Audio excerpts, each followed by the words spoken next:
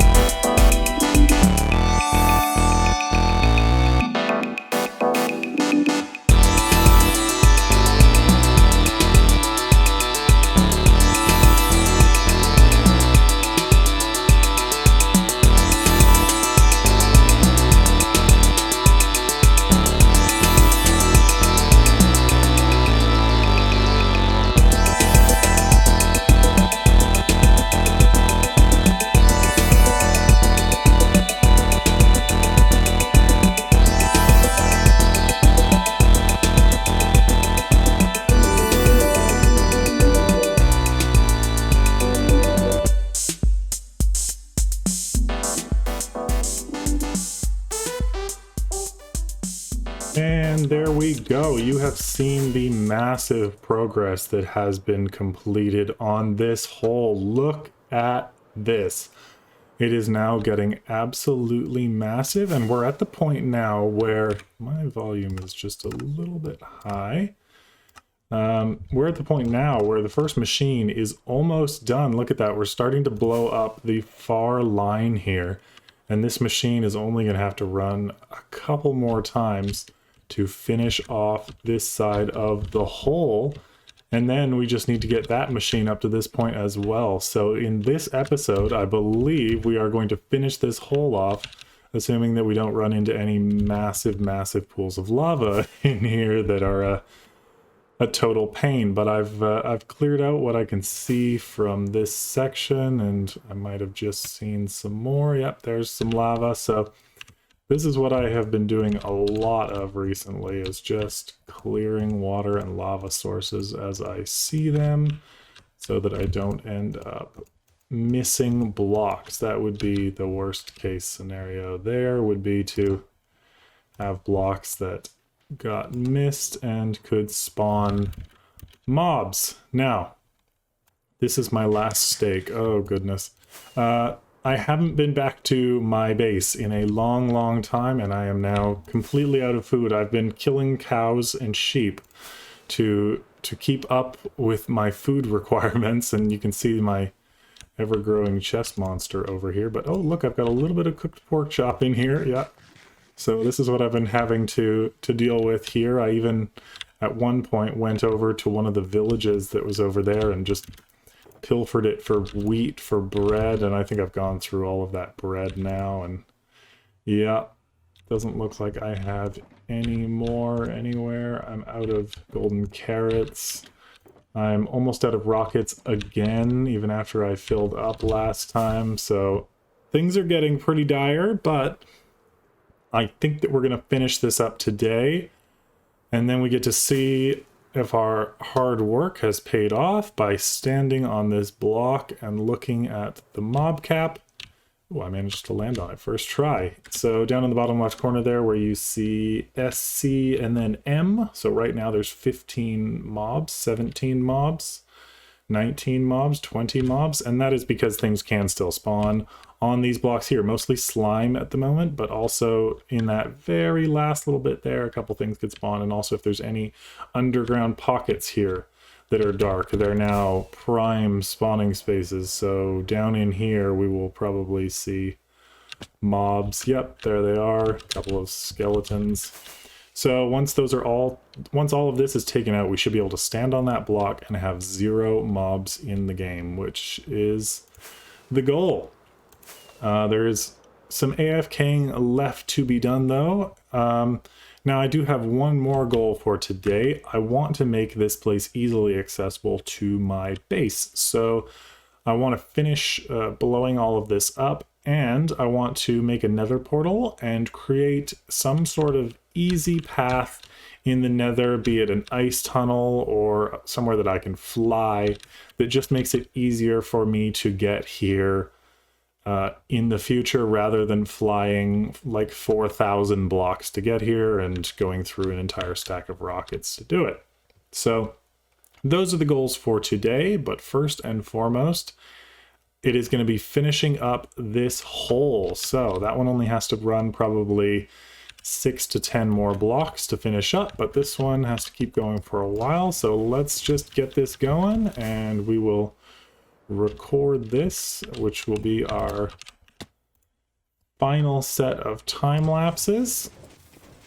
And here we go. These machines have broken so many times. You saw it break at the end of the last episode, and I had to fix it. Luckily that one wasn't too bad, but I have had some quite bad ones where it's broken, and I actually had to completely rebuild it once in the middle of the time lapses. Not really sure why. I guess it's just a lag spike and I was too far away from the machine, but it is what it is. So I'm going to jump into a time lapse now, which will hopefully, as long as the time lapse doesn't fail like some of mine have been failing, will hopefully show the rest of taking out this hole. So let's get it going.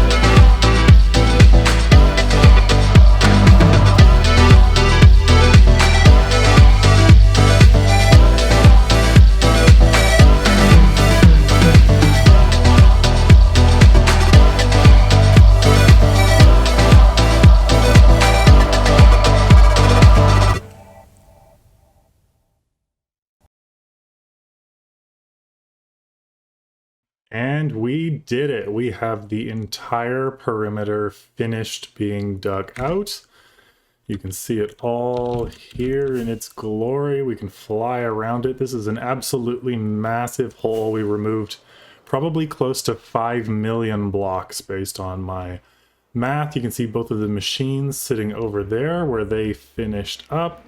And you can see right in the middle where the witch hut once was, and now we have a giant hole. And if I go into F3, in the bottom left side, you can see SC and then M, and where M is, it says 0, which means there are 0 mobs in the world, because 0 mobs can spawn in here. If I were to fly anywhere else, you would see that number go up immediately. There we go. Look at it's already up at 45, and then fly back into the center. And they will all despawn back to 0.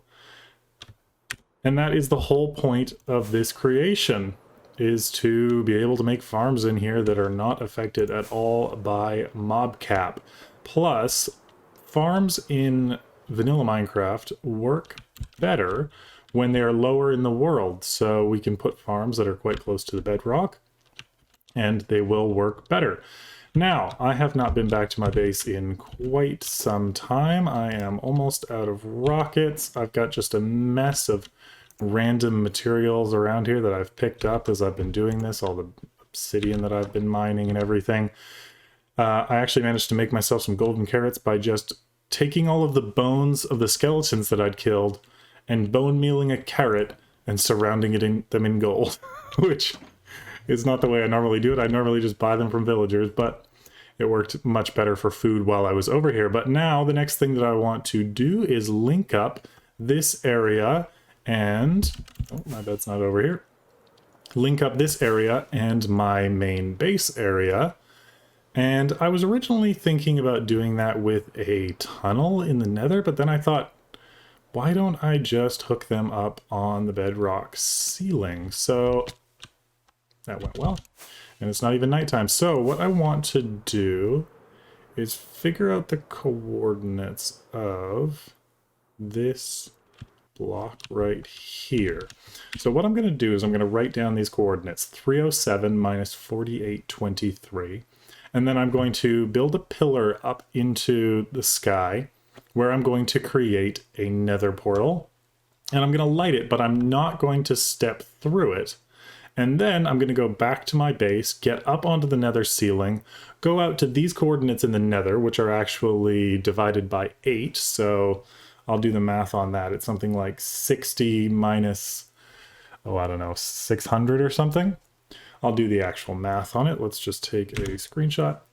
And then I should just be able to step through and get into here. And then I just have to mark my fly path on the nether ceiling for getting here quite quickly. So let's set up a little nether portal right here.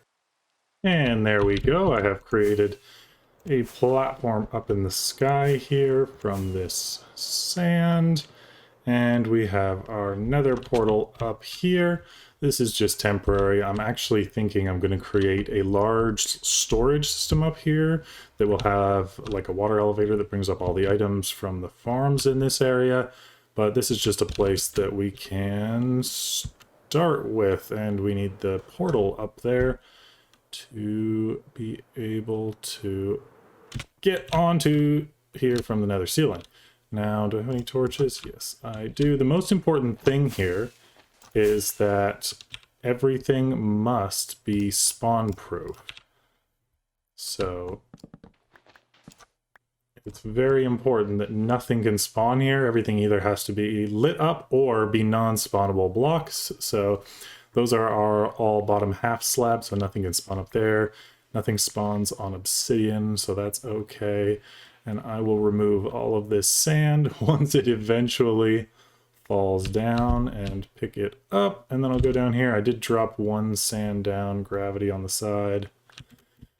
I will get that. There's also probably a bunch of phantom membrane down here because they were attacking me while I was doing that.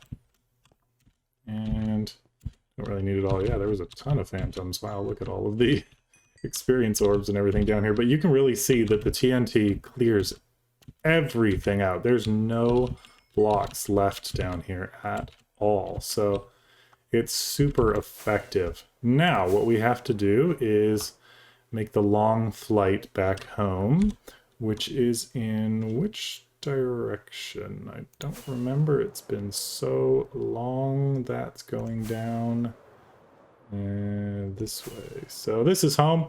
So I'm going to make the long flight and get up onto the nether ceiling. All right, now here we are in the nether. I have done a quick bit of math in my head, and it should be correct. 50 minus 600 should put us out at 300 minus 4,800. So hopefully that math is correct, and we come out in the right place in the overworld at the top of our perimeter in the new farm that we just built. This isn't too difficult to get to from our main area. It's about a 600 block fly, but moment of truth. Yes, we came out at the top of our perimeter, and that bar that you see at the bottom is actually the replay thing that I use that tells me everything that's going on, and for some reason it shows up every time I go through a portal. I wish you could turn that off. So we now have this area ready to go. Now we just have to decide what to do with it first. So what I'm thinking is the first thing that I want to do is make a little home base of operations up at the top here. Put in a little bit of a floor and put in a little bit of storage. I'm not going to create any of the redstone for the storage yet. Just put in some chests. Get a little bit better setup of a portal going because this is really ugly and also off center. So figure a little bit of that out with decoration. Where is all of my stuff? It's down there. I also got myself some more golden carrots and some more rockets while I was back at the base, so I can deposit these in here and have a little bit of supply. That, and I didn't get as many of those as I should have. And I'll gather up all these boxes, head up to there, and do a little bit of building. And here we go. I have set up a little area up here. It's fairly plain, but we're going to build on it. I've set up a portal that looks a little bit better. I did a little bit of decoration on it. I've laid out chests in the orientation that I want this sorting system to go in. So there will be a water line along the top that'll carry the items into the various different storage. And as you can see, we are up here. Everything up here is 100% spawn proof, or it is lit. These blocks technically aren't spawn proof, but there's enough light from the crying obsidian that they're totally spawn proof. This has a bed on it, so it's spawn proof. Ender chests don't spawn. So this is 100% spawn proof. You can check it by when there's no mobs in the game. You can basically just fly 32 blocks away, and if there was spawning spaces, things would spawn. So this is our new little AFK area and nether portal to get back to our main base to start setting up this area. This is where I ran out of wood in my ender chest for the chests. So I'm going to need some things from the base back at home, but I believe that's where I'm going to call it today. We have got an absolute ton done today. We have finished off the perimeter. We've set up the beginnings of our AFK spot and storage system. In the next episode, I want to get this storage system totally put together and maybe even start on the witch farm. Don't think it'll get finished in the next episode, but get started on some stuff. Definitely get this storage area fixed, but let me know what you think of the massive perimeter down in the comments below, and I will see you in the next one. Bye.